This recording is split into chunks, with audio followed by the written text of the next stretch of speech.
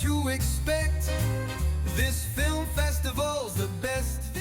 Ladies and gentlemen, welcome to the podcast for Curiously Curated Films. My name is Jacin. And I'm Dustin. And this is the Miscellaneous Film Festival podcast. This is part 2 of our Shakespeare Film Fest, and we are talking about 1962's All Night Long, directed by Basil Dearden, starring Patrick McGoohan, Paul Harris, Marty Stevens, and Richard Attenborough.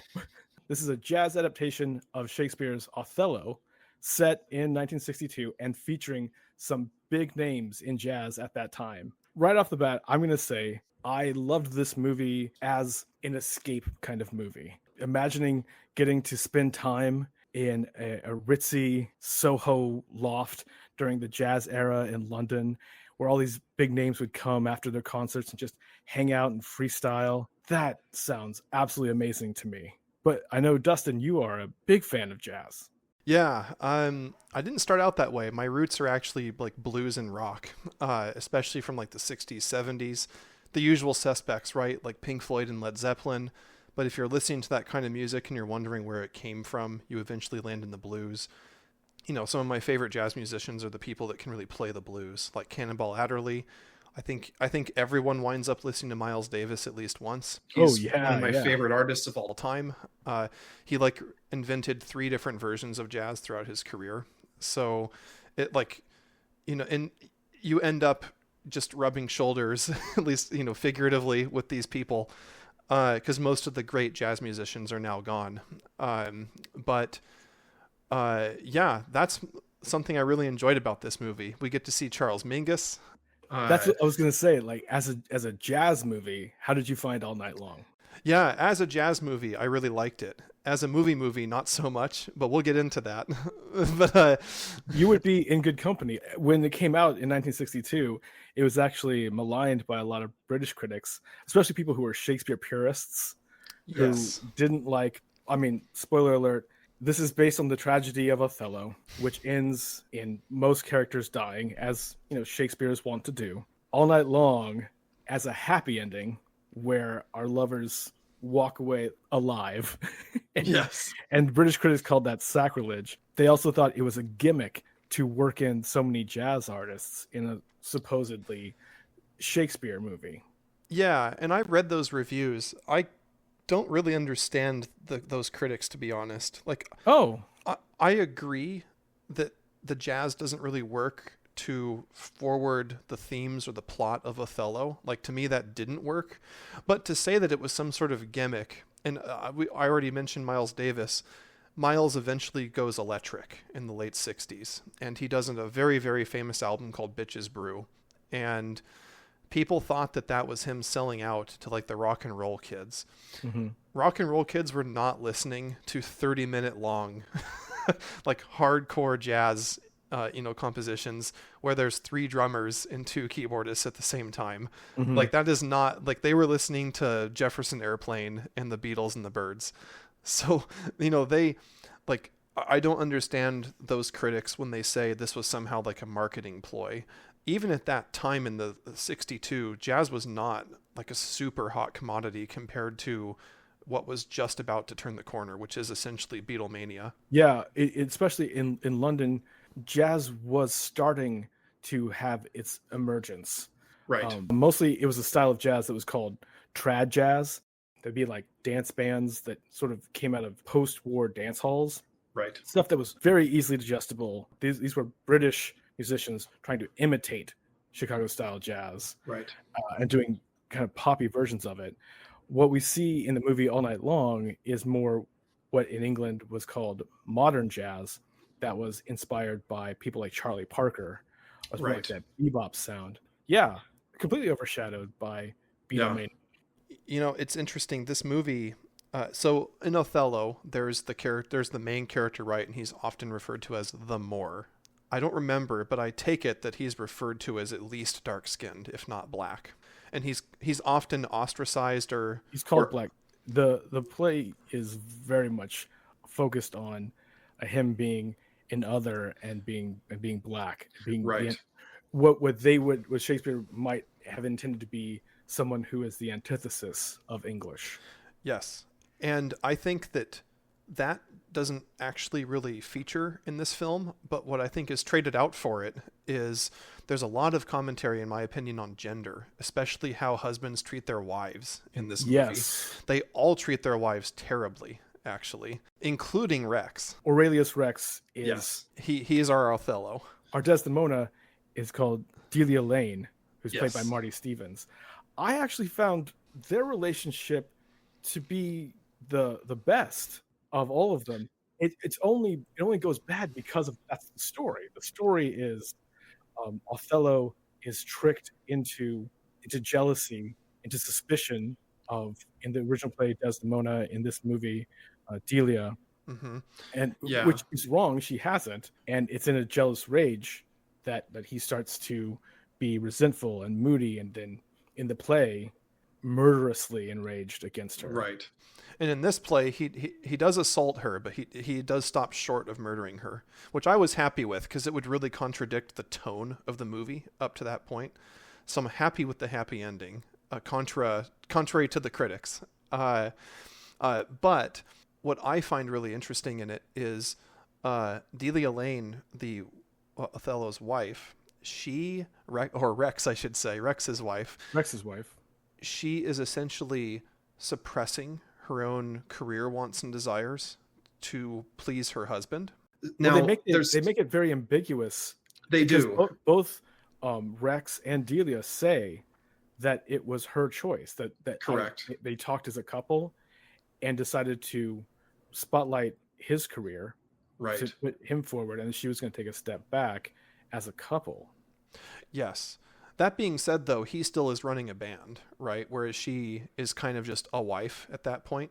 And she does confess to one of the other wives, and I can't remember the character's name, but I think she's the wife of the Johnny character. Yeah, the Iago character, who in this is known as Johnny Cousins, played by Patrick McGoohan. Patrick McGoohan, who people might remember from the Prisoner series, which is fabulous. I won't explain it because it's unexplainable, so just go watch it. I'll have to look it up. I think, Delia's talking to Amelia and saying... Yeah, she confesses that she actually does wish that she were still working, but she wouldn't want to go back on her arrangement essentially with Rex. Mm-hmm. And Rex does have, I think, an insecurity with her. He knows that he's got an awesome woman in his life. Like, he confesses that. I wouldn't say confesses. He just says it a lot. Espouses it. He clearly loved her, and I believe him. Yeah, but... they present it as they are a really great couple. Of course, Right. any couple will have more going on than just how much they love one another. Right. And he's very distrustful of letting her out of his sight. And that's also commented on by others before they arrive. Now, in my opinion, they could have worked race into that, but they never really tease that out. So I think that the gender politics in this are much more interesting than in the Othello play. Uh-huh. Now, in the play, there's gender politics as well, right? Like, Othello starts referring to Desdemona in the play, as like that clever whore, right? Like, he's becoming manipulated by this false evidence, right? Yeah, and the green-eyed monster starting to take him over because Iago in the original play is telling him more and more about how Desdemona has been going behind his back. Right. And something that both of these characters have in common, Rex as well as the original Othello character, they are willing to accept a lot of evidence by word of mouth, right? Mm-hmm. Like it's only at the very end when Rex requests to hear this tape that Johnny made, and it's a recording that he modified essentially, to essentially of their band manager Cass. Yes, talking about his girlfriend Benny. Right. But Johnny makes it sound like Johnny cuts in a conversation with Delia to make it sound like those two. Yes. We're talking about having a relationship together. Right. And of course, that's the only piece of real quote, evidence that he hears. And then he's really convinced. And so, I think that there's a lot of that kind of male untrustfulness, not only of the other men that could be trying to steal your wife, but not even trusting your wife that she will even allow herself to be stolen, right? Like, that's something we have all had first relationships as younger men where we're kind of terrified when our girls, quote, our girls go out on the town and like, are they going to come back because tonight? we're so insecure. Right, exactly. And I read Rex is quite insecure, actually. And that's the most interesting part of the movie, I think, is what that leads to. I agree and disagree, because if we didn't have that, there would be no movie. Yeah, totally. There'd be no play. It does reflect, again, as we talked about in our previous episode, talking about Much Ado About Nothing, in Shakespeare's time, a man, either a husband or a father, did have ultimate authority over his wife or daughter. And it was a perilous time when a male insecurity could lead to rash, snap judgments that could be fatal for women. Yeah. That wasn't the same in the 60s legally, but I think it reflects a universality that we attribute to Shakespeare's writing, that male insecurity is often a threat to women. Yes. Especially if it's unchecked, if we don't like learn to be better and examine ourselves, and when it's fueled by other toxic men who are just trying to manipulate us. Yes. I would say Patrick McGoohan as Johnny Cousin, the band's drummer, Aurelius Rex's band's drummer, is playing the Iago character, and Iago, if people don't know, is celebrated as maybe the greatest of all of Shakespeare's villains, as someone who is just driven by blind ambition. He, in the original play, he wants to be Othello's second in command, and it looks like Othello is going to promote someone else called Cassio. In this movie, Cass is the band manager who is getting more responsibility in managing the band. Johnny wants to be the front man.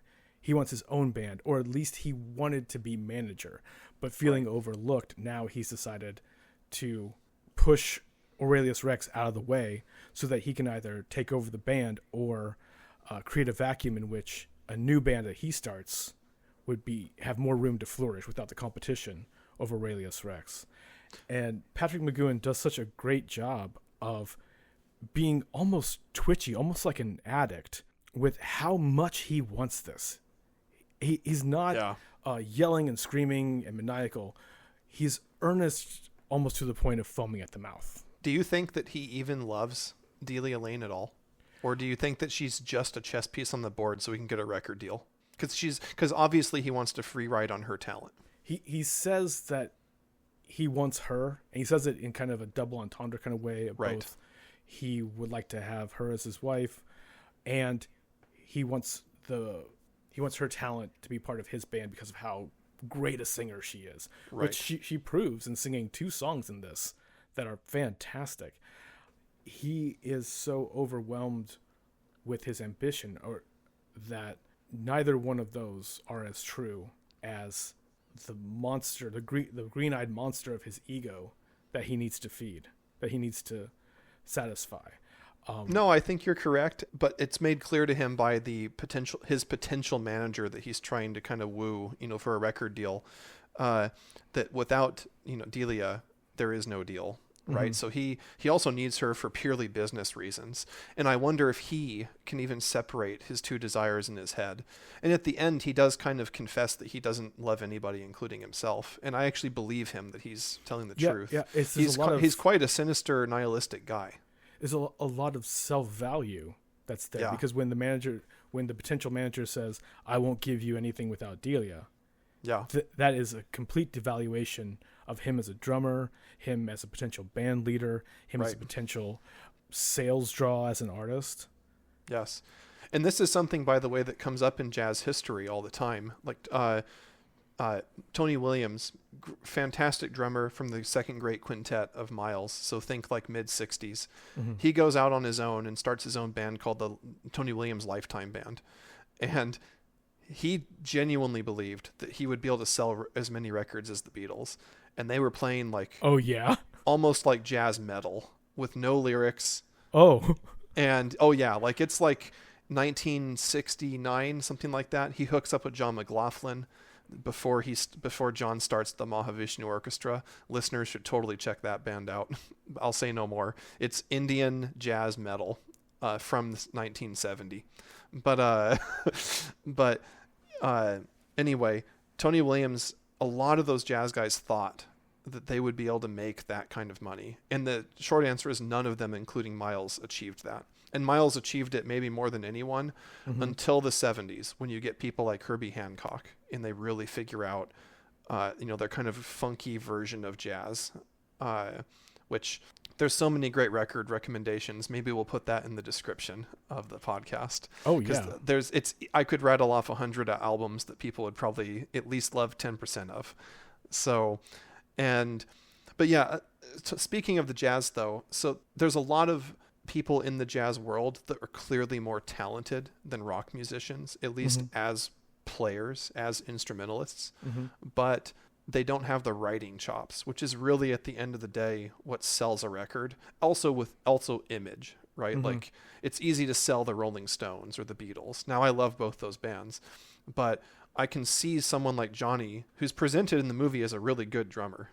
And he is. Patrick McGowan actually learned to play the drums. I figured, because I was watching him. It's a different professional drummer who's doing the soundtrack. He's being overdubbed. Right. And in wider shots, it might be him at the kit, but the sound they're using is somebody else.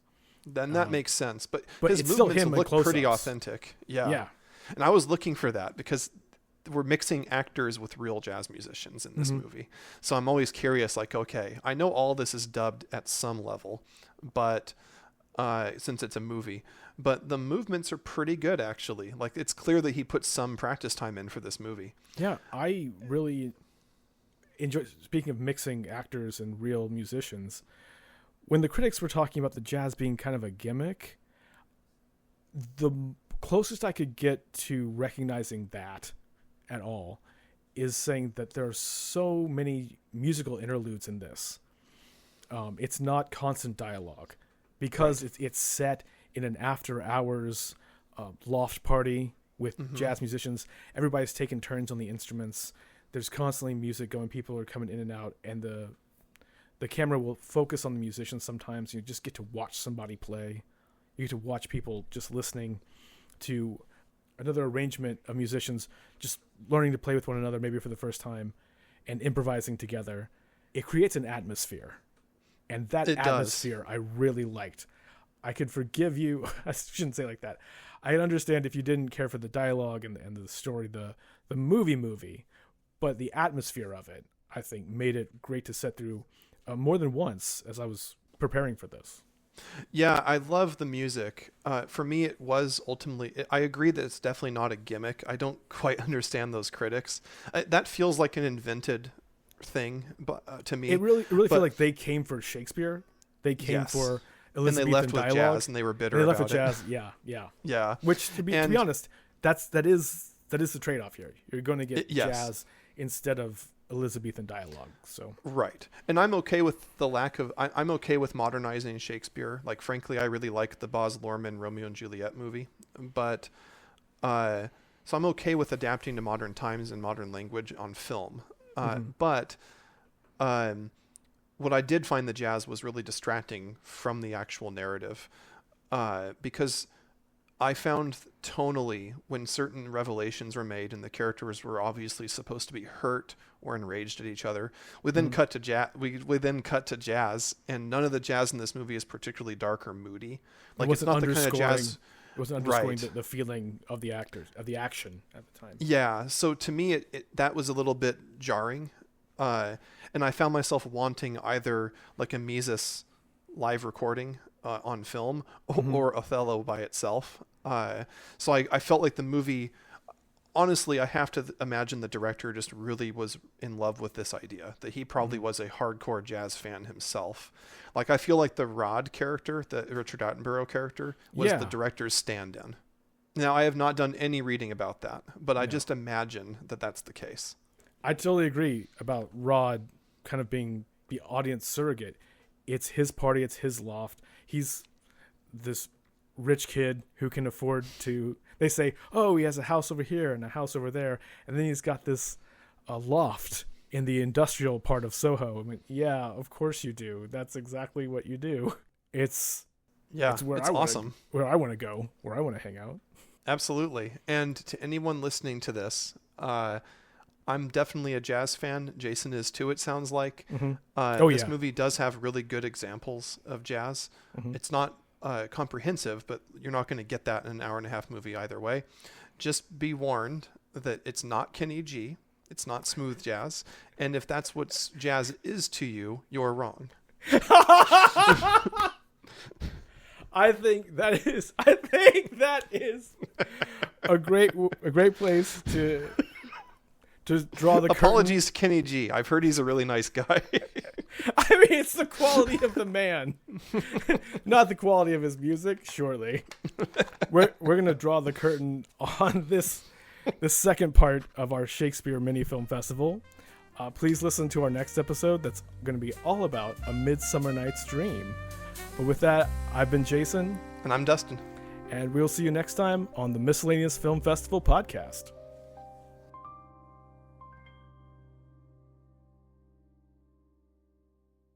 No wonder they're not having kids in Japan when they play that shit in their love cafes. No. Yeah. Is Kenny G the boner killer? Is there a love cafe called the Kenny G spot? The Kenny G string. I think there is, but I've never been able to find it. That was clever. Under the moon's soft silver glow, my heart sails the sea, dark and alone. Your light calms the tempest and brings me to shore, my haven no matter the storm. My queen, my Desdemona, my love, though we know the road is rough, your voice, your grace, your touch alone, my queen, my Desdemona, my home. Shadows bow where your beauty shines, twin destinies forever entwined. Run and I'll follow wherever you lead. Their curses are only skin deep. My queen, my Desdemona, my love, though we know the road is rough, your voice, your grace, your touch alone, my queen, my Desdemona, my home.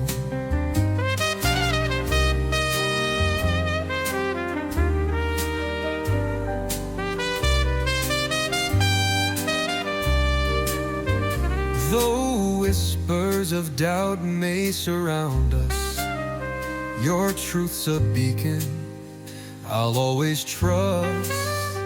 In every glance I see what's real, the tender fire, the love I feel.